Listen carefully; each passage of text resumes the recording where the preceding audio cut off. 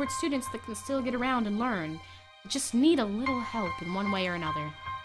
Your father's right, and many of the graduates in school have gone on to do amazing things. Amazing. Oh my gosh. A person doesn't have to be held back by their disability. One of my colleagues in another hospital is a graduate. I don't care. A person doesn't have to be held back by their disability. That's what a disability is. I really hate that something so important was decided for me. But what can I do about it?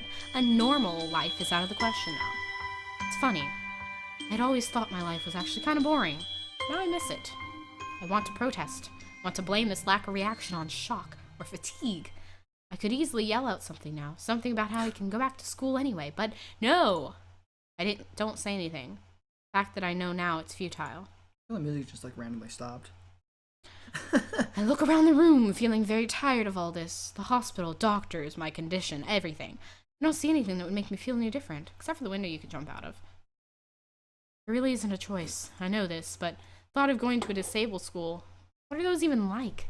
Just I try to put a positive spin on this, it's very difficult. But let me try. A clean slate isn't a bad thing. It is all I can think of to get me through this. At least I have something, even if it is a special school. It's something. It's a fresh start. My life isn't over. It would be a mistake to just resign myself to thinking that. What? Okay. Hey, at least nobody will know that you got a boner. At the very least, I'll try to see what my new life will be like. Will look like. Okay, look like. Hi, Daniel. Great. Because we aren't talking about a school with disabilities. Hey, Hazel. Life experience. Hey. Yay! I bet you just cut out the entire first part and just start. Or you can just put this in episodes. I'm gonna put this in episodes. The gate looked far too pompous for what it was. Am I a good narrator? Yeah. I forgot you had to read everything too, so sorry. Yeah! And my throat hurts still. In fact, gates in general seem to do that, but this one especially so. Red bricks, black wrought iron, and gray plaster assembled into a whole that didn't feel welcoming at all. I wondered if it looked like what a gate for a school should look like, but couldn't really decide. Probably no. Of course, I didn't want to get stuck on thinking about the gate for too long, so I entered through it with a brisk pace that felt surprisingly good. Who talks about a gate? Moving forward feels good. This is very detailed. So I walked toward the main building of Yamaku Academy with this brisk pace. I'm alone, as my parents are taking my stuff to the dorms, and there's supposed to be someone waiting for me. Oh god, I forgot about this. The grounds are incredibly lush, filled with green. Doesn't feel like the kind of grounds a school would have, more like a park with a clean walkway going past trees and the smell of fresh cut grass and all other park-like things. Words like clean and hygienic pop into my mind. Makes me shudder. Well, you don't have OCD. I shake them off. Stay open-minded now. It's your new life. You have to take it as it comes. That's what I tell myself. Also, don't get a boner. A few big buildings loom behind the leafy canopies, too big and too many for just a school.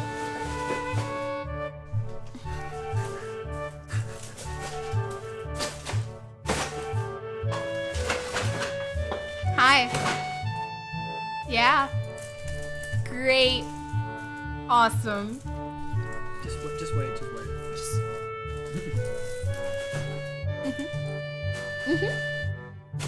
You're wonderful. You're a great human being.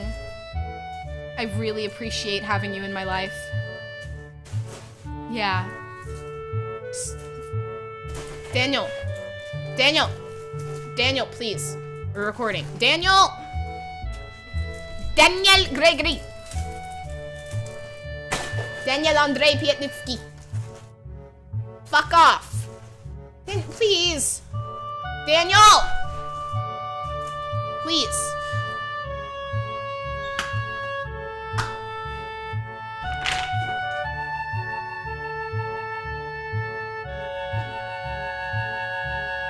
Holy crap.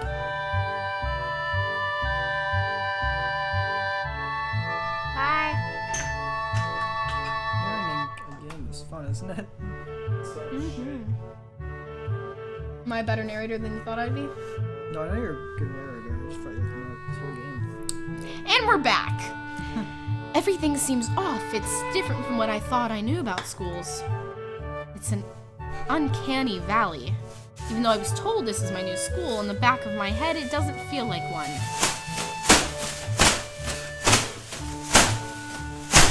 You are a cunt! You have no dick!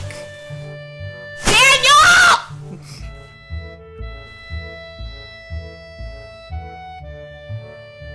I will chop your balls off while you're sleeping. I lock my doors at night like that. Good to know. I can pick locks. Uh-huh. Bye. Shotgun. Bye. My bed. Bye. Bye. Bye. Hasta la vista, bitch. Bye.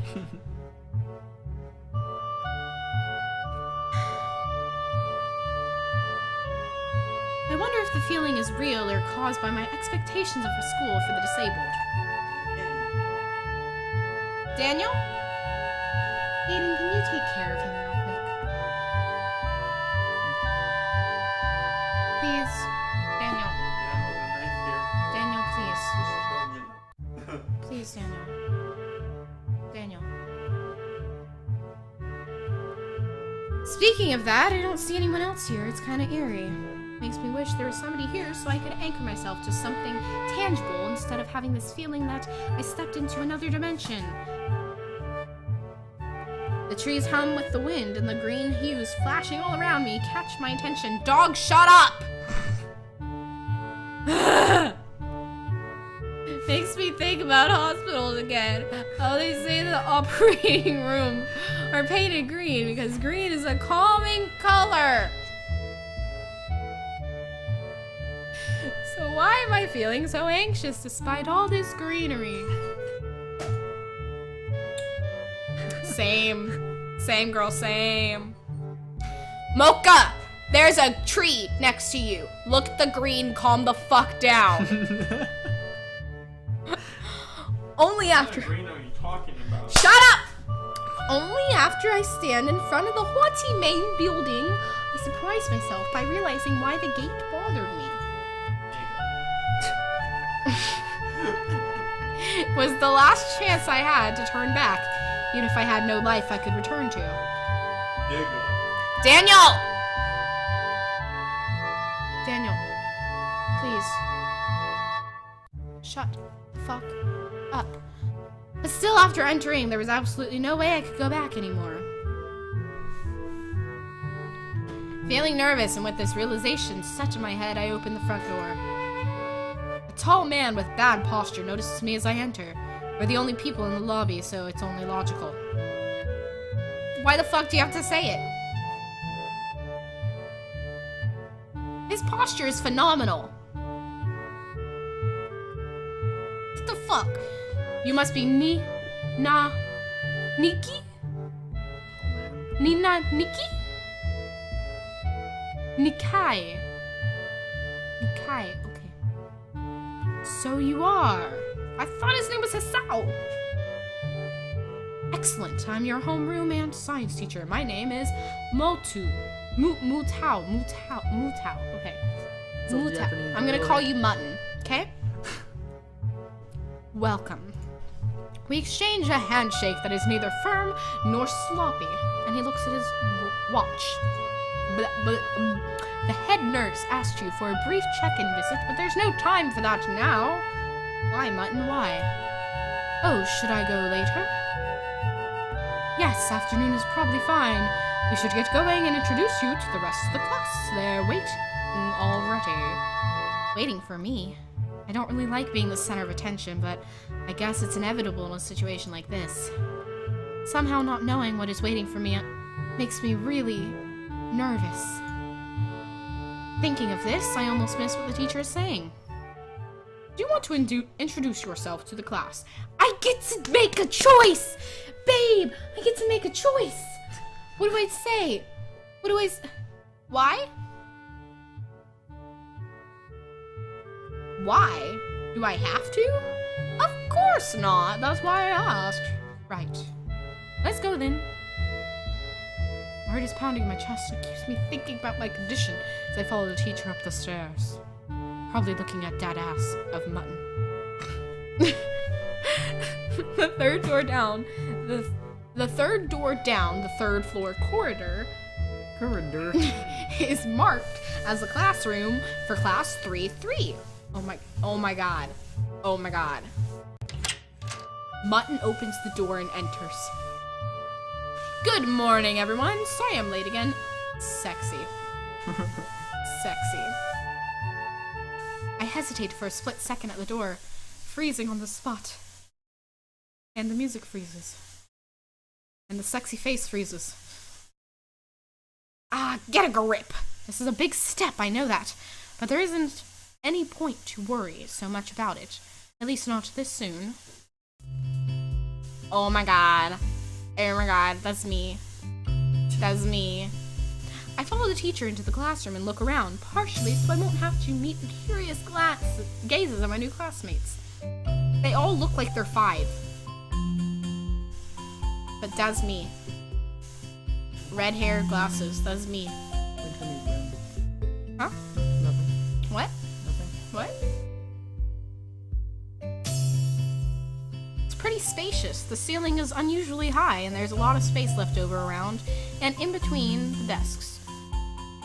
The entire wall taken up by blackboards and high old-fashioned windows that can only make it seem larger. Students' desks are just standard wooden desks. Oh, with a shelf underneath them for books and wooden chairs with metal frames. Simple and efficient. Holy shit, I would not have been able to play this game without knowing that. I stopped walking in front of the classroom and faced the other students. They all look normal, like students in any other school. But then, why would they be here? They don't look fucking normal. How do they look? That dude looked like he got in a fight. That dude got a cane. That girl's holding her eye, so I guess she has an eye patch. That's a dude with a headband. Yeah. She's got giant eyes. They all have giant eyes. That's how anime is. But, like, her eyes, and she's just like, hi. She's got something with her wrist. Something up with her wrist. I'm being so judgmental right now. Okay. They're probably like me and have something wrong with them. Only, it's just not immediately obvious. Then I noticed that one of the girls seemed to be missing the thumb of her right hand.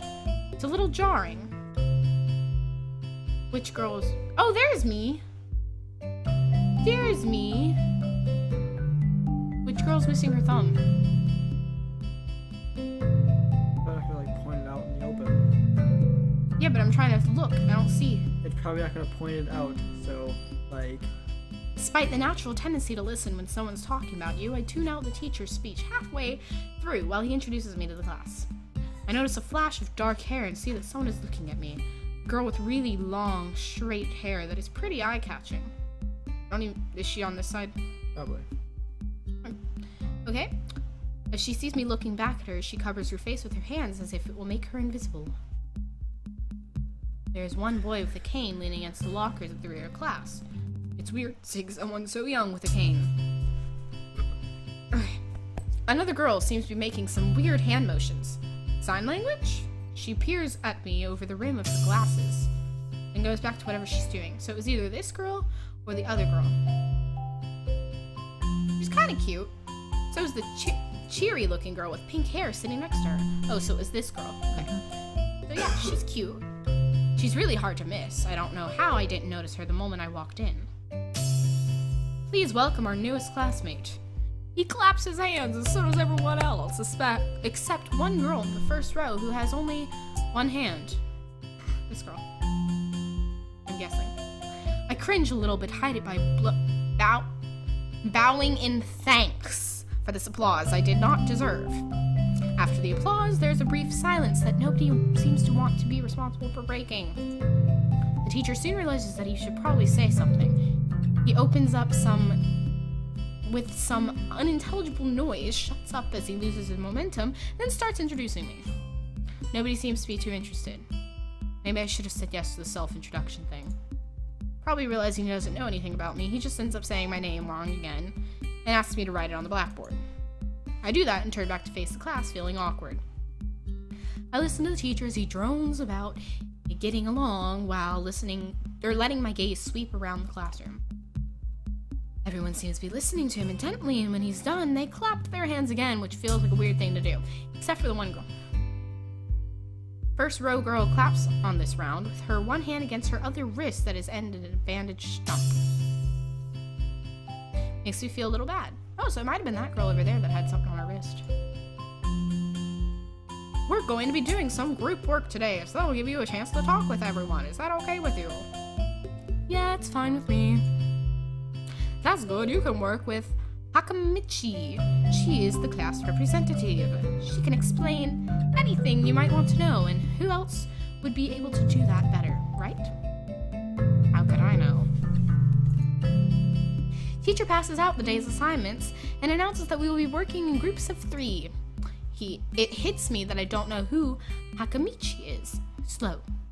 The teacher seems to catch my helpless expression. Oh, right. Hakamichi is right there. Shizun Hakamichi. Oh, it's the pink girl. As he calls out her name, the cute, bubbly-looking girl with a really short skirt and gold eyes waves her hand at me. I take a seat next to her by the window.